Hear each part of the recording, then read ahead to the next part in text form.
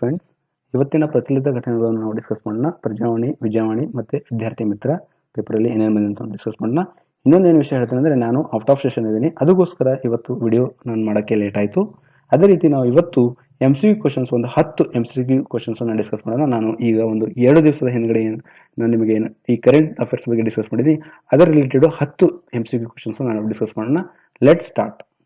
First topic ನಾವು discuss ಮಾಡೋದು Oscar ಪ್ರಶಸ್ತಿ ಬಗ್ಗೆ. 89ನೇ ಆಸ್ಕರ್ ಪ್ರಶಸ್ತಿ ಪ್ರಕಟವಾಗಿದೆ. ಇದು 2017 ಸಾಲಿನ.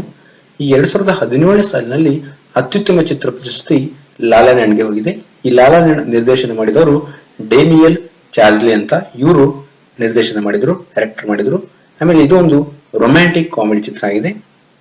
ಈ ಲಾಲಾ ಲ್ಯಾಂಡ್ ಚಿತ್ರದಲ್ಲಿ ಯಾನ್ ಗೋಸ್ಲಿಂಗ್ ಮತ್ತು ಎಮ್ಮಾ ಸ್ಟೋನ್ ಇವರು ಅಭಿನಯಿಸಿದ್ದಾರೆ. ಹಾಗೆ ಈ ಲಾಲಾ ಲ್ಯಾಂಡ್ ಚಿತ್ರ ಈ 2017 ಸಾಲಿನಲ್ಲಿ ಗೋಲ್ಡನ್ ಗ್ಲೋಬ್ಸ್ ನಲ್ಲಿ 7 ಪ್ರಶಸ್ತಿಗಳನ್ನ ಬಾಚಿಕೊಂಡಿದಂತೆ. ಮತ್ತೆ 14ನೇ ಅಕಾಡೆಮಿ ಅವಾರ್ಡ್ಸ್ಗೆ ನಾಮಿನೇಟ್ ಆಗಿದೆ ಅಂತೆ ಈ ಲಾಲಾ ಲ್ಯಾಂಡ್ ಚಿತ್ರ. ಈ ಲಾಲಾ ಲ್ಯಾಂಡ್ ಚಿತ್ರದಲ್ಲಿ ಉತ್ತಮ ಪೋಷಕ ನಟ ಆಗಿ ಮಹೇಶಾಲಾ ಅಲಿ ಅವರಿಗೆ ಈ ಪ್ರಶಸ್ತಿಯನ್ನ ದೊರೆತಿದೆ, ಉತ್ತಮ ಪೋಷಕ ನಟಿಗೆ. ಹಾಗೂ ಈ ಫೆನ್ಸೆಸ್ ಚಿತ್ರದ ಅಭಿನಯಕ್ಕೆ ವಿಯೋಲಾ ಡೇವಿಸ್ ಅವರಿಗೆ ಉತ್ತಮ ಪೋಷಕ ನಟಿ ಪ್ರಶಸ್ತಿ ಸಿಕ್ಕಿದೆ. ಹಾಗೂ ಈ ವಿಯೋಲಾ ಡೇವಿಸ್ ಅದರಲ್ಲ ಅವರಿಗೆ ಆಸ್ಕರ್ ಪ್ರಶಸ್ತಿ ಗಳಿಸಿದ ಮೊದಲ ಕಪ್ಪು ಬಣ್ಣದ ನಟಿ ಅಂತ ಅವರ ಹೆಸರುವಾಸಿಯಾಗಿದ್ದಾರೆ. ಅದೇ ರೀತಿ ದಿ ಜಂಗಲ್ ಬುಕ್ ಚಿತ್ರಕ್ಕೆ ಅತ್ಯುತ್ತಮ ವಿಜುವಲ್ ಎಫೆಕ್ಟ್ ವಿಭಾಗದಲ್ಲಿ ಆಸ್ಕರ್ ಪ್ರಶಸ್ತಿಯನ್ನ ಲಭಿಸಿದೆ. ಈ ಆಸ್ಕರ್ ಪ್ರಶಸ್ತಿ ಪ್ರಕಟವಾಗಿದ್ರೆ ಇದು ವೆರಿ ವೆರಿ ಇಂಪಾರ್ಟೆಂಟ್. ಎಕ್ಸಾಮ್ಸ್ ಅಲ್ಲಿ ಕೇಳ್ತಾರೆ ಯಾವ ಚಿತ್ರಕ್ಕೆ ಅತ್ಯುತ್ತಮ ಚಿತ್ರ ಪ್ರಶಸ್ತಿಯನ್ನ ಹೋಗಿದೆ ಅಂತ ಕೇಳ್ತಾರೆ. ಅದು ಲಾಲಾ ಲ್ಯಾಂಡ್ ಚಿತ್ರ. ಅದು ಡೈರೆಕ್ಟ್ ಮಾಡಿದ್ದು, ನಿರ್ದೇಶನ ಮಾಡಿದ್ದು ಡೇಮಿಯಲ್ ಚಾಜೆಲ್ಲೆ ಅಂತ ನೆನ್ಪಿಟ್ಕೊಡ್ರಿ. Okay, next. ಭಾರತದ ಟಾಪ್ 10 ಶ್ರೀಮಂತ ನಗರಗಳ ಪಟ್ಟಿಯಲ್ಲಿ ಬೆಂಗಳೂರು 3ನೇ ಸ್ಥಾನ. ಈ ಶ್ರೀಮಂತ ನಗರಗಳ ಪಟ್ಟಿ ನ್ಯೂ ವರ್ಲ್ಡ್ ವೆಲ್ತ್ ಇವರು ಬಿಡ್ತಾರೆ. ಇವಾಗ ಇವರು ಬಿಟ್ಟಿದ್ದಾರೆ. ಈ ಸಾಲಿನಲ್ಲಿ 3ನೇ ಸ್ಥಾನ ಬೆಂಗಳೂರು, ಮೊದಲನೇ ಸ್ಥಾನ ಆರ್ಥಿಕ ರಾಜಧಾನಿ, ನಮ್ಮ ಭಾರತದ ಆರ್ಥಿಕ ರಾಜಧಾನಿಯಾದ ಮುಂಬೈ, 2ನೇ ಸ್ಥಾನ ಡೆಲ್ಲಿ ಹೋಗಿದೆ. ಇಲ್ಲಿ ನೆನ್ಪಿಟ್ಕೊಂಡು, ಫಸ್ಟ್ ಸ್ಥಾನ ಹೋಗಿದ್ದು ಮುಂಬೈ, ಸೆಕೆಂಡು ಡೆಲ್ಲಿ, ಥರ್ಡು ಬೆಂಗಳೂರು. ಇಷ್ಟು ನೆನ್ಪಿಟ್ಕೊಡ್ರಿ. ಓಕೆ. ಚುನಾವಣಾ ಪ್ರಚಾರ ಭಾಷಣದಲ್ಲಿ ಜಾತಿ ಧರ್ಮಗಳ ಬಗ್ಗೆ ಮಾತನಾಡಬೇಡಿ, ಚುನಾವಣಾ ಆಯೋಗ ತಾಕೀತು. ನೋಡಿ, ಇತ್ತೀಚೆಗೆ ಈ ಉತ್ತರ ಪ್ರದೇಶದಲ್ಲಿ ಚುನಾವಣೆ ನಡೀತಾ ಇದೆ. ಮತ್ತೆ ಟೋಟಲ್ ಆಗಿ 5 ರಾಜ್ಯಗಳು ನಡೀತಾ ಇತ್ತು. ಈಗ ಮೊನ್ನೆ ತಾನೇ ಉತ್ತರ ಪ್ರದೇಶದಲ್ಲಿ ನಡೀತಿದೆ. ಅಲ್ಲಿ ಈ ರಾಜಕೀಯ ಪಕ್ಷದ ಏನು ರಾಜಕಾರಣಿಗಳಿರ್ತಾರೆ ಅವರು ಭಾಷಣ ಮಾಡ್ತಾರೆ. ಯಾಕಂದ್ರೆ ಅವರ ಒಂದು ಪ್ರಚಾರ ಮಾಡೋಗೋಸ್ಕರ, ಅವರ ಒಂದು ಏನು ಪಾರ್ಟಿ ಇರುತ್ತಲ್ಲ, ಒಂದು ಪಕ್ಷನ ಪ್ರಚಾರ ಮಾಡೋಗೋಸ್ಕರ ಅವರು ಅಲ್ಲಿ ಭಾಷಣ ಕೊಡ್ತಾರೆ. ಆ ಭಾಷಣ ಜಾತಿ ಧರ್ಮಗಳ ವಿಷಯಗಳಲ್ಲಿ ಮಾತಾಡಿದ್ದಾರೆ. ಈ ಅಮಿತ್ ಶಾ ಇರ್ಬೋದು, ನರೇಂದ್ರ ಮೋದಿ ಇರ್ಬೋದು, ಅವರು ಅದಕ್ಕೋಸ್ಕರ ಏನಾಗಿದೆ, ಈಗ ಈ ಚುನಾವಣಾ ಪ್ರಚಾರದಲ್ಲಿ ಭಾಷಣದಲ್ಲಿ ಜಾತಿ ಧರ್ಮಗಳ ಬಗ್ಗೆ ಮಾತಾಡಬಾರ್ದಂತ ತಾಕೀತನ್ನ ಹೇಳಾಗಿದೆ ಚುನಾವಣೆ ಆಯೋಗ. ಓಕೆ, ಅಷ್ಟು ನೆನ್ಪಿಟ್ಕೊಡ್ರಿ. ಇದರ ಹಿನ್ನೆಲೆ ಅಂದ್ರೆ ಫೆಬ್ರವರಿ 19ರಲ್ಲಿ ಫತೇಪುರ್ನಲ್ಲಿ ನರೇಂದ್ರ ಮೋದಿ ಅವರು ಭಾಷಣ ಮಾಡಿದ್ರು. ಅಲ್ಲಿ ಅವ್ರೇನ್ ಹೇಳಿದ್ರೆ, ಖಬರಿಸ್ತಾನ್ ಇದ್ದಲ್ಲಿ ಅಲ್ಲಿ ಸ್ಮಶಾನ ಇರಬೇಕು, ಅಂದ್ರೆ ದಫನ್ ಸ್ಥಳ ಇದ್ದಲ್ಲಿ ಸ್ಮಶಾನ ಇರಬೇಕಂತ ಹೇಳಿದರೆ. ಇದು ಒಂದು ಏನಂದ್ರೆ ಜಾತಿ ಬಗ್ಗೆ ಮಾತಾಡೋದ ಆಗುತ್ತೆ. ಅದಕ್ಕೋಸ್ಕರ ಚುನಾವಣೆ ಟೈಮಲ್ಲಿ ಈ ಜಾತಿ ಧರ್ಮಗಳ ಬಗ್ಗೆ ಮಾತಾಡಬಾರದು ಅಂತ ಚುನಾವಣಾ ಆಯೋಗ ಹೇಳಿದೆ. ನೆಕ್ಸ್ಟ್, ಸೈನಾ ನೆಹ್ವಾಲ್ ಮತ್ತೊಂದು ಸಾಧನೆ. ಸೈನಾ ನೆಹ್ವಾಲ್ ಇವರು ಬ್ಯಾಡ್ಮಿಂಟನ್ ತಾರೆ, ನಮ್ಮ ಭಾರತದ. ಇವರು ಮತ್ತೊಂದು ಸಾಧನೆಯನ್ನು ಮಾಡಿದ್ದಾರೆ. ಮೊದಲು ಅಂದರೆ ಲಾಸ್ಟ್ ಇಯರ್ ಇವರು ಒಲಿಂಪಿಕ್ಸ್ ಕಮಿಟಿಯ ಅಥ್ಲೆಟಿಕ್ಸ್ ಸದಸ್ಯರಾಗಿದ್ದರು. ಈ ವರ್ಷ ಬ್ಯಾಡ್ಮಿಂಟನ್ ವರ್ಲ್ಡ್ ಫೆಡರೇಷನ್ ಇದರ ಸದಸ್ಯೆಯಾಗಿ ಸ್ಥಾನವನ್ನು ಪಡೆದುಕೊಂಡಿದ್ದರಂತೆ. ಮತ್ತೆ ಇವರು ಒಂದು ನಮ್ಮ ದೇಶದ ಅಂದ್ರೆ ಭಾರತೀಯ ಕ್ರೀಡಾಪಟು ಒಬ್ಬರು ಅಂತಾರಾಷ್ಟ್ರೀಯ ಒಲಿಂಪಿಕ್ಸ್ ಆಯೋಗದಲ್ಲಿ ಸ್ಥಾನಮಾನ ಪಡೆದಿರುವುದು ಇದೇ ಮೊದಲಂತೆ. ಅಂದ್ರೆ ಈ ಅಂತಾರಾಷ್ಟ್ರೀಯ ಒಲಿಂಪಿಕ್ಸ್ ಆಯೋಗದಲ್ಲಿ ಈ ಸದಸ್ಯ ಆಗಿ ಏನು ಸ್ಥಾನ ಪಡೆದಿದ್ದಾರೆ, ಇದೇ ಇವರು ಮೊದಲಂತೆ. ಇದಕ್ಕಿಂತ ಮುಂಚೆ ಯಾವ ಕ್ರೀಡಾಪಟುನು ಈ ಅಂತಾರಾಷ್ಟ್ರೀಯ ಒಲಿಂಪಿಕ್ಸ್ ಆಯೋಗದಲ್ಲಿ ಸ್ಥಾನಮಾನ ಅಂದ್ರೆ ಈ ಒಂದು ಸದಸ್ಯತ್ವವನ್ನು ಪಡೆದಿಲ್ಲಂತೆ. ಆಮೇಲೆ ಇವರು ಇತ್ತೀಚೆಗೆ ಈ ಸೈನಾ ನೆಹ್ವಾಲ್ ಅವರು ಮೊನ್ನೆ ರಿಯೋ ಒಲಿಂಪಿಕ್ಸ್ ಏನು 2016 ಆಗಸ್ಟ್ ಅಲ್ಲಿ ಬ್ರೆಜಿಲ್ ಅಲ್ಲಿ ನಡೀತು, ಆ ಟೈಮಲ್ಲಿ ಇವರು ಗಾಯಾಳಾಗಿದ್ದರು.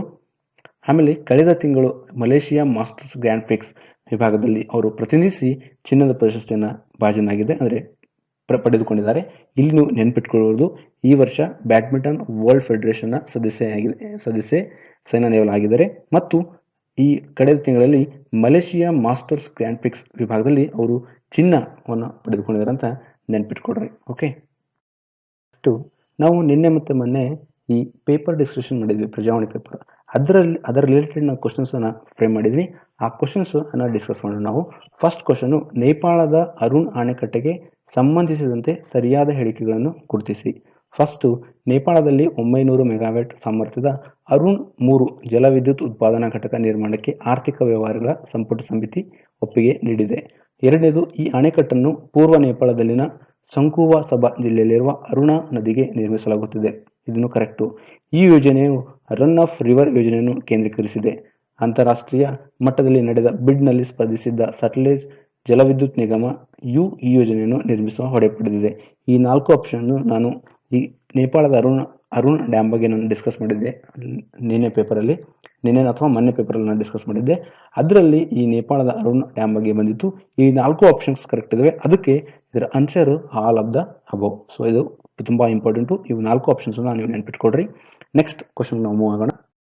ನಾನು ಕೇಂದ್ರ ಬಜೆಟ್ 2017ರಲ್ಲಿ ಎಲೆಕ್ಟ್ರಾನಿಕ್ಸ್ ವಸ್ತುಗಳ ಉತ್ಪಾದನಾ ಮತ್ತು ಅಭಿವೃದ್ಧಿಗೆ ಎಷ್ಟು ಕೋಟಿ ರೂಪಾಯಿ ಮೀಸಲಿರಿಸಲಾಗಿದೆ? ಅಂದ್ರೆ ಮೊನ್ನೆ ತಾನೇ ಈ ಕೇಂದ್ರ ಬಜೆಟ್ ಅನ್ನ ಮಂಡಿಸಿದ್ರು ವಿತ್ತ ಸಚಿವರಾದ ಅರುಣ್ ಜೇಟ್ಲಿ ಅವರು. ಇದು 2017ನೇ ಸಾಲಿನ. ಅದರಲ್ಲಿ ಎಲೆಕ್ಟ್ರಾನಿಕ್ ವಸ್ತುಗಳ ಉತ್ಪಾದನೆಗೆ ಮತ್ತು ಅಭಿವೃದ್ಧಿಗೆ ಎಷ್ಟು ಕೋಟಿಯನ್ನ ಮೀಸಲಾಗಿಸಿದೆ ಅಂತ question. Option A 550 crore, option B 650 ಕೋಟಿ, ಆಪ್ಷನ್ 3 450 ಕೋಟಿ, ಆಪ್ಷನ್ ಡಿ 745 ಕೋಟಿ. ಇದರ ಆನ್ಸರ್ 745 ಕೋಟಿ. ಓಕೆ, ನೆನ್ಪಿಟ್ಕೊಡ್ರಿ. ನೆಕ್ಸ್ಟ್ ಕ್ವಶನ್ ಮೂವ್ ಆಗೋಣ.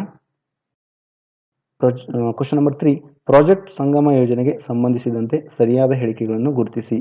ಒಂದನೇದು, ಸಿಲ್ಕ್ ಇಂಡಿಯಾ ಯೋಜನೆಗೆ ಮತ್ತು ಒತ್ತು ನೀಡುವ ನಿಟ್ಟಿನಲ್ಲಿ ಈ ವಿಶಿಷ್ಟ ಯೋಜನೆಗೆ ಚಾಲನೆ ನೀಡಲಾಗಿದೆ. ಇದು ಕರೆಕ್ಟು. ಆಪ್ಷನ್ 2, ಈ ಯೋಜನೆಯು ಆಂಧ್ರ ಪ್ರದೇಶದಿಂದ ಆರಂಭವಾಗಲಿದೆ. ಹೌದು, ಕರೆಕ್ಟು. ಈ ಯೋಜನೆಯು ಸರ್ಕಾರಕ್ಕೆ ತರಬೇತಿ ನೀಡುವಲ್ಲಿ ಸಹಕಾರಿಯಾಗುವುದು ಮಾತ್ರವಲ್ಲದೆ ಜನರು ಉದ್ಯೋಗಗಳನ್ನು ಪಡೆಯಲು ಕೂಡ ಸಹಕಾರಿಯಾಗಲಿದೆ. ಕರೆಕ್ಟು. ಈ ಯೋಜನೆಗೆ ಪ್ರಧಾನಿ ನರೇಂದ್ರ ಮೋದಿ ಮತ್ತು ಮೈಕ್ರೋಸಾಫ್ಟ್ನ ಸಿಇಒ ಸತ್ಯ ನಾದೆಲ್ಲ ಚಾಲನೆ ನೀಡಿದರು. ಕರೆಕ್ಟ್. ಇವು 4 ಆಪ್ಷನ್ಸ್ ಕರೆಕ್ಟು. ನೀವು ಇಲ್ಲಿ ನೆನ್ಪಿಟ್ಕೊಳ್ಳೋದು ಇದೊಂದು ಸಂಗಮ ಯೋಜನೆ ಇದೆ, ಅದ್ರ ಬಗ್ಗೆ ಇವು 3 ಆಪ್ಷನ್ಸ್ ಇದಾವೆ. ಓಕೆ, ಇವು ಕರೆಕ್ಟು. ಆಮೇಲೆ ಮೈಕ್ರೋಸಾಫ್ಟ್ನ ಸಿಇಒ ಸತ್ಯ ನಾದೆಲ್ಲ ಅಂತ ನೆನ್ಪಿಟ್ಕೊಡ್ರಿ. ಸೊ ಇದರ answer all of the above. Okay, next question ನಾವು ಮೂವ್ ಆಗೋಣ. ಕ್ವಶನ್ ನಂಬರ್ 4, ಇತ್ತೀಚೆಗೆ ಇನ್ಸಾಲೆನ್ಸಿ ಅಂಡ್ ಬ್ಯಾಂಕ್ರಪ್ಟಸಿ ಆಫ್ ಇಂಡಿಯಾಗೆ IBBIಗೆ ಪೂರ್ಣಕಾಲಿಕ ಸದಸ್ಯರಾಗಿ ಆಯ್ಕೆಯಾದವರು ಯಾರು? Option A Suman Saxena, option B Navrang Saini, option C Mukulita Vijayvargiya, option D MS Sahu. ಇದರ ಆನ್ಸರು ಸುಮನ್ ಸಕ್ಸೇನಾ. ಇದರ ಹಿನ್ನೆಲೆಯನ್ನು ನೋಡೋಣ ನಾವು ಈಗ. ನಿಮಗೆ ಹೇಳಿದ್ದೆ IBBI ಅಂದ್ರೆ ಇಲ್ಲಿ ನೋಡಿ insolvency and bankruptcy of India. Okay, ಇದರ ಪೂರ್ಣಕಾಲಿಕ ಸದಸ್ಯರಾಗಿ ಇವಾಗ ಸುಮನ್ ಸಕ್ಸೇನಾ ಆಗಿದ್ದಾರೆ. ಇವರು ಮೊದಲು ಮಾಜಿ ಉಪ CAG ಇದ್ರು ಇವರು. ಈಗ ಇವರು 5 ವರ್ಷಗಳ ಅವಧಿಗೆ ಇದರ ಈ IBBIನ ಸದಸ್ಯರಾಗಿದ್ದಾರೆ. ಇವರ ಜೊತೆ ಯಾರ ಜೊತೆ? ಸುಮನ್ ಸಕ್ಸೇನಾ ಜೊತೆ ಇನ್ನಿಬ್ರು ಯಾರು? ಮುಕುಲಿತಾ ವಿಜಯವಾರ್ಗಿಯ ಮತ್ತು ನವರಂಗ್ ಸಾಯಿ. ಇವರು ಹೊಸದಾಗಿ ನೇಮಕ ಆಗಿದ್ದಾರೆ. ಈ IBBIನ ಅಧ್ಯಕ್ಷ MS ಸಾವು. ಓಕೆ, ಇಷ್ಟು ನೆನ್ಪಿಟ್ಕೊಡ್ರಿ. ನೆಕ್ಸ್ಟ್ ಕ್ವಶನ್ ನಂಬರ್ 5, ಈ ಕೆಳಗಿನ ಹೇಳಿಕೆಗಳಲ್ಲಿ ಸರಿಯಾದವುಗಳನ್ನು ಗುರುತಿಸಿ. ಒಂದನೇದು, ದೇಶದ 7500 ಕಿಲೋಮೀಟರ್ ವಿಸ್ತೀರ್ಣದ ಕರಾವಳಿ ಪ್ರದೇಶದ ಮೇಲೆ ಕಣ್ಗಾವಲು ಇಡುವ ನಿಟ್ಟಿನಲ್ಲಿ 38 ರಡಾರ್ ಕೇಂದ್ರಗಳನ್ನು ಸ್ಥಾಪಿಸುವ ಪ್ರಸ್ತಾವನೆಗೆ ರಕ್ಷಣಾ ಸಚಿವಾಲಯ ಅನುಮೋದನೆ ನೀಡಿದೆ. ಹೌದು, ಕರೆಕ್ಟು. ಆಮೇಲೆ ಆಪ್ಷನ್ 2, ಈ ಯೋಜನೆಯು ಜವಾಬ್ದಾರಿಯನ್ನು ಬೆಂಗಳೂರಿನ ಭಾರತ್ ಎಲೆಕ್ಟ್ರಾನಿಕ್ಸ್ ಲಿಮಿಟೆಡ್ BEL ಸಂಸ್ಥೆಗೆ ವಹಿಸಲಾಗಿದೆ. Okay, option A only A, option B only 2, option C 192, option D none of the above. So 2 options correct ಅದಾವೆ. ಅದಕ್ಕೆ ಆನ್ಸರ್ ಸಿ. ಕೆಳಗಿನ ಹೇಳಿಕೆಗಳಲ್ಲಿ ಸರಿಯಾದವುಗಳನ್ನು ಗುರುತಿಸಿ.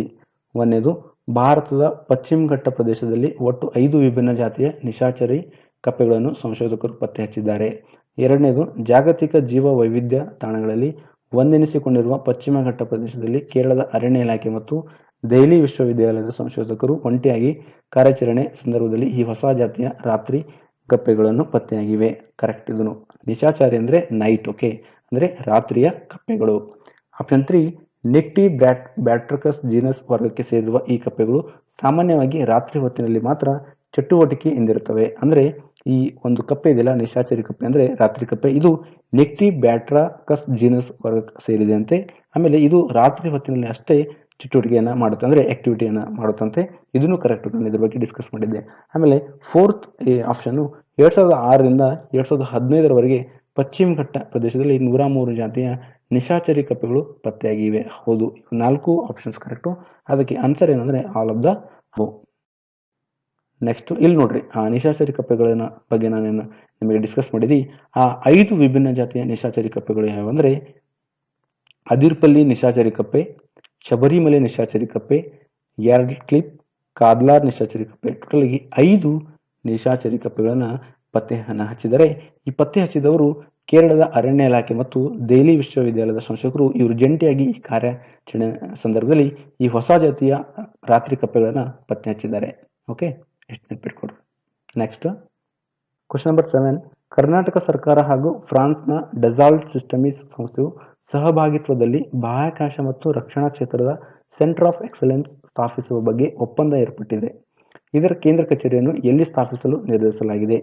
Option A Mysuru, option B Bengaluru, option C Chikkaballapur, option D Tumakuru. ಇದರ answer Chikkaballapur. ಅಲ್ಲಿ ಈ ಕರ್ನಾಟಕ ಸರ್ಕಾರ ಮತ್ತೆ ಫ್ರಾನ್ಸ್ನ ಡಸಾಲ್ಟ್ ಸಿಸ್ಟಮೀಸ್ ಸಂಸ್ಥೆ ಇವರು ಇಬ್ರು ಏನಂದ್ರೆ ಒಂದು ಒಪ್ಪಂದವನ್ನು ಮಾಡ್ಕೊಂಡು ಈ ಬಾಹ್ಯಾಕಾಶ ಮತ್ತು ರಕ್ಷಣಾ ಕ್ಷೇತ್ರದ ಒಂದು ಸೆಂಟರ್ ಆಫ್ ಎಕ್ಸಲೆನ್ಸ್ ಅನ್ನು ಸ್ಥಾಪಿಸ್ತಾ ಇದ್ದಾರೆ. ಇದರಿಂದ ಕೌಶಲ ಅಭಿವೃದ್ಧಿ ಒಂದು ಯೋಜನೆ ಅಂದ್ರೆ ಕೌಶಲ ಅಭಿವೃದ್ಧಿ ಸ್ಕಿಲ್ ಟ್ರೈನಿಂಗ್ ಅನ್ನು ಕೊಡೋದಕ್ಕೋಸ್ಕರ ಈ ಒಂದು ಸೆಂಟರ್ ಆಫ್ ಎಕ್ಸಲೆನ್ಸ್ ಸ್ಥಾಪನೆಯನ್ನ ಮಾಡ್ತಾ ಇದ್ದಾರೆ. ಅದು ಎಲ್ಲಿ ಅಂದ್ರೆ ಚಿಕ್ಕಬಳ್ಳಾಪುರಲ್ಲಿ. Okay, next question number 8. ಸ್ವಸಹಾಯ ಯೋಜನೆಗೆ ಸಂಬಂಧಿಸಿದಂತೆ ಸರಿಯಾದ ಹೇಳಿಕೆಗಳನ್ನು ಗುರುತಿಸಿ. 1ನೇದು ಮಧ್ಯಮ ಆದಾಯ ಸೇರಿದಂತೆ ಕಡಿಮೆ ಆದಾಯದ ವರ್ಗದ ಜನರಿಗೆ ಕಾನೂನು ಸೇವೆ ಕೈಗೆಟುಕುವಂತೆ ಮಾಡಲು ಸುಪ್ರೀಂ ಕೋರ್ಟ್ ಸ್ವಸಹಾಯ ಯೋಜನೆ ಆರಂಭಿಸಿದೆ. ಆಪ್ಷನ್ ಬಿ ತಿಂಗಳಿಗೆ ಒಟ್ಟು 60,000 ಹಾಗೂ ವರ್ಷಕ್ಕೆ 7.5 ಲಕ್ಷ ರೂಪಾಯಿ ಆದಾಯದೊಳಗಿರುವ ಜನರಿಗೆ ಕಾನೂನು ಸೇವೆಗಳನ್ನು ಪಡೆಯುವುದಕ್ಕೆ ಸುಲಭಗೊಳಿಸುವುದು ಈ ಯೋಜನೆಯ ಪ್ರಮುಖ ಉದ್ದೇಶ. ಆಪ್ಷನ್ ಸಿ ಈ ಯೋಜನಾ ಸಂಸ್ಥೆಯಲ್ಲಿ ಭಾರತದ ಮುಖ್ಯ ನ್ಯಾಯಾಧೀಶರು, ಅಟಾರ್ನಿ ಜನರಲ್, ಪದನಿಮಿತ್ತ ಉಪಾಧ್ಯಕ್ಷ, ಸಾಲಿಸಿಟರ್ ಜನರಲ್, ಗೌರವ ಕಾರ್ಯದರ್ಶಿ ಸೇರಿದಂತೆ ಸುಪ್ರೀಂ ಕೋರ್ಟ್ ಇತರ ಹಿರಿಯ ವಕೀಲರ ಮುಖ್ಯ ಸದಸ್ಯರಾಗಿರ್ತಾರೆ. Option D all of the above. ಇದರ answer all of the above. ಇದು ನೋಡಿ, ಸ್ವಸಹಾಯ ಯೋಜನೆ ಅಂದ್ರೆ ಈ ಸುಪ್ರೀಂ ಕೋರ್ಟ್ ಅಲ್ಲಿ ಕೆಲವು ಕಡಿಮೆ ಆದಾಯದವರು ಅಂದ್ರೆ ತಿಂಗಳಿಗೆ 60,000 ರೂಪಾಯಿ ಮತ್ತೆ 60,000 ರೂಪಾಯಿಗಿಂತ ಕಡಿಮೆ ದುಡಿಯೋರು ಮತ್ತೆ ವರ್ಷಕ್ಕೆ 7.5 ಲಕ್ಷ ಆದಾಯ ಇರೋರು ಅಂಥವ್ರು ಈ ಸುಪ್ರೀಂ ಕೋರ್ಟ್ ಅಲ್ಲಿ ಅವರು ಒಂದು ಯಾವುದೋ ಒಂದು ಕೇಸ್ ಇರ್ಬೋದು, ಅದನ್ನ ಅವರು ಅಲ್ಲಿ ಫೈಲ್ ಮಾಡಿ ಅದರ ಬಗ್ಗೆ ಒಂದು ಹೋರಾಡಕ್ಕಾಗಲ್ಲ. ಯಾಕಂದ್ರೆ ಅವ್ರ ಹತ್ರ ಖರ್ಚು ಮಾಡೋಕ್ಕೆ ದುಡ್ಡು ಇರಂಗಿಲ್ಲ. ಅದಕ್ಕೆ ಅವರಿಗೆ ಹೆಲ್ಪ್ ಆಗೋಗೋಸ್ಕರ ಈ ಸ್ವಸಹಾಯ ಯೋಜನೆಯನ್ನ ತಂದಿದ್ದಾರೆ. ಈ ಸ್ವಸಹಾಯ ಯೋಜನೆ ಮೂಲಕ ಈ ಒಬ್ಬ ವ್ಯಕ್ತಿಯ ಆದಾಯ ತಿಂಗಳಿಗೆ 60,000 ಅದಕ್ಕಿಂತ ಕಡಿಮೆ ಮತ್ತೆ ವರ್ಷಕ್ಕೆ 7.5 ಲಕ್ಷ ರೂಪಾಯಿ ಏನು ಆದಾಯ ಇರುತ್ತಲ್ಲ ಅಂತ ಒಬ್ಬ ವ್ಯಕ್ತಿ ಈ ಸ್ವಸಹಾಯ ಯೋಜನೆ ಮೂಲಕ ಅವನ ಕೇಸನ್ನ ಅಲ್ಲಿ ಅವನು ಏನಂದ್ರೆ ಅರ್ಜಿಯನ್ನು ಹಾಕುವುದು. ಆ ಕೇಸ್ಗೋಸ್ಕರ ಅಂದ್ರೆ ಸುಪ್ರೀಂ ಕೋರ್ಟ್ ಅಲ್ಲಿ ಅವನು ಹೋಗಿ ಅರ್ಜಿಯನ್ನು ಹಾಕಬೇಕು, ಅರ್ಜಿಯ ವೆಚ್ಚವನ್ನು ಭರಿಸಬೇಕು. ಆಮೇಲೆ ಅಲ್ಲಿರೋ ಒಂದು ವಕೀಲರು ಏನ್ ಮಾಡ್ತಾರೆ, ಅದ್ರ ಬಗ್ಗೆ ಸ್ಟಡಿ ಮಾಡ್ತಾರೆ, whether it is genuine or not ಅಂದ್ರೆ ಅದು ಅಥೆಂಟಿಫಿಕೇಶನ್ ಆಗಿದೆಯಾ ನಿಮ್ ಕೇಸ್ ಇಲ್ಲ ಅಂತ ಸ್ಟಡಿ ಮಾಡ್ತಾರೆ. ಸ್ಟಡಿ ಆದ್ಮೇಲೆ ಅವರು ಮುಂದಿನ ವಕೀಲರಿಗೆ ಅಂದ್ರೆ ಸೀನಿಯರ್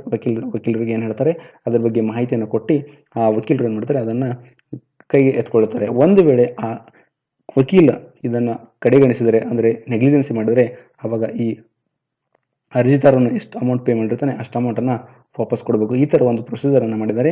ಇದು ಈ ಮಧ್ಯಮ ವರ್ಗದ ಆದಾಯದ ವರ್ಗದ ಜನರಿಗೆ ಇದು ಬಹಳ ಒಂದು ಹೆಲ್ಪ್ ಆಗುತ್ತೆ ಅಂತ ಹೇಳಿದ್ದಾರೆ. ಇದರ ಹೆಸರು ಸ್ವಸಹಾಯ ಯೋಜನೆ. ಓಕೆ, ನೆನ್ಪಿಟ್ಕೊಡ್ರಿ. ಸೊ ಇಷ್ಟು 3 ಆಪ್ಷನ್ಸ್ ಇದರಲ್ಲಿ ಬರ್ತವೆ. ಅದಕ್ಕೆ all of the above answer. Question number 9. ಈ ಕೆಳಗಿನ ಹೇಳಿಕೆಗಳಲ್ಲಿ ಸರಿಯಾದವುಗಳನ್ನು ಗುರುತಿಸಿ. 1ನೇದು ಪಾಕಿಸ್ತಾನದ ಸೆನೆಟ್ನಲ್ಲಿ ಹಿಂದೂ ವಿವಾಹ ಮಸೂದೆ 2017 ಹಿಂದೂ ಸಮುದಾಯದ ವಿಸ್ತೃತ ವೈಯಕ್ತಿಕ ಕಾನೂನಾಗಿ ರೂಪುಗೊಂಡಿದೆ. 2ನೇದು ಮಸೂದೆಯು ವಿವಾಹ ನೋಂದಣಿ, ವಿಚ್ಛೇದನೆ ಮತ್ತು ಮರು ಮದುವೆಗಳಿಗೆ ಸಂಬಂಧಿಸಿದೆ. ಮುಖ್ಯವಾಗಿ ಮದುವೆಯಾಗಲು ಕನಿಷ್ಠ ವಯೋಮಿತಿಯನ್ನು ಯುವಕ ಹಾಗೂ ಯುವತಿ ಇಬ್ಬರಿಗೂ 18 ವರ್ಷ ಎಂದು ನಿಗದಿಪಡಿಸಿದೆ. ಮಸೂದೆಯು ಪಂಜಾಬ್, ಬಲೂಚಿಸ್ತಾನ್ ಮತ್ತು ಖೈಬರ್ ಪಖ್ತೂನ್ಖ್ವಾ ಪ್ರಾಂತಗಳಲ್ಲಿ ಜಾರಿಗೆ ಬರಲಿದೆ. ಸಿಂಧ್ ಪ್ರಾಂತದ ಈಗಾಗಲೇ ತನ್ನದೇ ಆದ ಹಿಂದೂ ಮದುವೆ ಕಾನೂನನ್ನು ಹೊಂದಿದೆ. 4ನೇದು ಪಾಕಿಸ್ತಾನದಲ್ಲಿ ಶಾದಿ ಪರತ್ ಹೆಸರಲ್ಲಿ ಹಿಂದೂ ವಿವಾಹ ಕಾಯ್ದೆ ಜಾರಿ ಮಾಡಲಾಗುತ್ತದೆ. ಈ 4 ಆಪ್ಷನ್ಸ್ ಕರೆಕ್ಟು. ಈ ಒಂದು ಪಾಕಿಸ್ತಾನದ ಸೆನೆಟ್ನಲ್ಲಿ ಏನು ಹಿಂದೂ ವಿವಾಹ ಮಸೂದೆ ಇದರ ಬಗ್ಗೆ ನಾನು ಡಿಸ್ಕಸ್ ಮಾಡಿದ್ದೀನಿ ಆಲ್ರೆಡಿ. ಈ 4 ಆಪ್ಷನ್ಸ್ ಕರೆಕ್ಟ್ ಅದಾವ. ಏನಂದ್ರೆ ಈ ಪಾಕಿಸ್ತಾನದಲ್ಲಿ ಏನು ಹಿಂದೂ ಸಮುದಾಯ ಇರೋದ್ರ ಅವರಿಗೆ ಒಂದು ಕಾನೂನನ್ನು ಮಾಡಿದ್ದಾರೆ, ಕಾಯ್ದೆಯನ್ನು ಮಾಡಿದ್ದಾರೆ. ಮೊದಲು ಇದು 2017 ಈ ವರ್ಷದಲ್ಲಿ ಹಿಂದೂ ವಿವಾಹ ಮಸೂದೆ ಅಂತ ಮಂಡಿಸಿದ್ರು ಫಸ್ಟ್ ಸೆನೆಟ್ನಲ್ಲಿ. ಅದಕ್ಕೆ ಅಂಗೀಕಾರವನ್ನು ದೊರೆತಿದೆ. ಅಂಗೀಕಾರವಾಗಿ ಕಾಯ್ದೆನಾಗಿದೆ. ಅದರಲ್ಲಿ ಈ ಮಸೂದೆ ವಿವಾಹ ಬಗ್ಗೆ ಇದೆ, ವಿವಾಹ ನೋಂದಣಿ ಬಗ್ಗೆ ಇದೆ, ವಿಚ್ಛೇದನೆ ಬಗ್ಗೆ ಇದೆ, ಮರು ಮದುವೆಗಳ ಬಗ್ಗೆ ಸಂಬಂಧಿಸಿದೆ. ಇದು ಓನ್ಲಿ ಈ ಪಂಜಾಬ್, ಅಂದರೆ ಪಾಕಿಸ್ತಾನದ ಪಂಜಾಬ್, ಬಲೂಚಿಸ್ತಾನ್ ಮತ್ತು ಖೈಬರ್ ಈ ಪ್ರಾಂತಗಳಿಗೆ ಮಾತ್ರ, ಅಲ್ಲಿರುವ ಹಿಂದೂಗಳಿಗೆ ಮಾತ್ರ ಈ ಕಾಯ್ದೆ ಅನ್ವಯವಾಗುತ್ತಂತೆ. ಈ ಕಾಯ್ದೆ ಹೆಸರು ಶಾದಿ ಪರತ್. ಓಕೆ, ಅದಕ್ಕೋಸ್ಕರ ಇದರ answer all of the above. Okay, next question number 10. Brand Laureate ನೀಡುವ ಪ್ರತಿಷ್ಠಿತ ಲೆಜೆಂಡರಿ ಪ್ರಶಸ್ತಿಗೆ ಪಾತ್ರರಾದವರು ಯಾರು? Okay, option A Asha Bhosle, option B Usha Uthup, option C Lata Mangeshkar, option D none of the above. ಇದರ ಆನ್ಸರು ಲತಾ ಮಂಗೇಶ್ಕರ್. ಇವರು ಈ ಪ್ರತಿಷ್ಠಿತ ಲೆಜೆಂಡರಿ ಪ್ರಶಸ್ತಿಗೆ ಈ ವರ್ಷ ಪಾತ್ರರಾಗಿದ್ದಾರೆ. ಯಾರು ಕೊಡ್ತಾರೆ ಅಂದರೆ ಬ್ರಾಡ್ ಲಾರಿಯೇಟ್ ಅವರು ನೀಡ್ತಾರೆ. ಯಾವುದು ಇದು ಲೆಜೆಂಡರಿ ಪ್ರಶಸ್ತಿ. Okay, thank you so much. ಒಂದು ವೇಳೆ ನನ್ನ ವಿಡಿಯೋ ಲೈಕ್ ಆದರೆ ನೀವು ನನ್ನ ಯೂಟ್ಯೂಬ್ ಚಾನಲನ್ನು ನೀವು ಸಬ್ಸ್ಕ್ರೈಬ್ ಮಾಡಿ. ಒಂದು ವೇಳೆ ನೀವು ಸಬ್ಸ್ಕ್ರೈಬ್ ಮಾಡಿದಾಗ ನಿಮಗೆ ನಾನು ಹೊಸ ವಿಡಿಯೋ ಮಾಡಿ ಹಾಕಿದಾಗ ನಿಮಗೆ ನೋಟಿಫಿಕೇಶನ್ ಬರುತ್ತೆ, ಅಂದರೆ ಗೊತ್ತಾಗುತ್ತೆ. ನೀವು ಸಬ್ಸ್ಕ್ರೈಬ್ ಮಾಡಬೇಕಾದ್ರೆ ನೀವು ಈ ಯೂಟ್ಯೂಬ್ ಅಂದರೆ ಸರ್ಚ್ ಇಂಜಿನಲ್ಲಿ ಗೂಗಲ್ ಕ್ರೋಮ್ ಹೋಗಿ ಸರ್ಚ್ ಇಂಜಿನಲ್ಲಿ youtube.com ಹೋಗಿ ಅಲ್ಲಿ ಸರ್ಚಲ್ಲಿ KPSC ಟ್ಯೂಟರ್ ಅಂತ ಟೈಪ್ ಮಾಡಿ, ನೆಕ್ಸ್ಟ್ ಸರ್ಚನ್ನು ಕೊಡಿ. ಈ ನನ್ನ ಒಂದು ಚಾನಲನ್ನು ನಿಮಗೆ ಕಾಣುತ್ತೆ. ಇಲ್ಲಿ ರೈಟ್ ಹ್ಯಾಂಡ್ ಸೈಡಲ್ಲಿ ಸಬ್ಸ್ಕ್ರೈಬ್ ಅಂತ ಇದೆ. ಸಬ್ಸ್ಕ್ರೈಬ್ ಮೇಲೆ ಕ್ಲಿಕ್ ಮಾಡಿದಾಗ ನೀವು ಸಬ್ಸ್ಕ್ರೈಬರ್ಡ್ ಆಗಿರ್ತೀರಿ. ನಾನು ಹೊಸ ವಿಡಿಯೋ ಮಾಡಿದಾಗ ನಿಮಗೆ ಅಪ್ಡೇಟ್ ಅನ್ನು ಬರುತ್ತೆ. ಸೊ ಹಾಗಾಗಿ ನೀವು ನೋಡ್ಕೋಬೋದು. ಮತ್ತು ನೀವು ಶೇರ್, ಲೈಕ್, ಕಮೆಂಟ್ ಮಾಡೋದ್ರಿಂದ ನನಗೆ ಇನ್ನಷ್ಟು ವಿಡಿಯೋಗಳು ಮತ್ತು ಇನ್ನಷ್ಟು ಕಂಟೆಂಟ್ ಜಾಸ್ತಿ ಮಾಡಿ ನಿಮಗೆ ಹೇಳೋಕ್ಕೆ ಒಂದು ಮೋಟಿವೇಟ್ ಮಾಡೋ ಥರ ನನಗಾಗುತ್ತೆ. ಓಕೆ, ಅಷ್ಟನ್ನು ಮಾಡಿ. Thank you so much.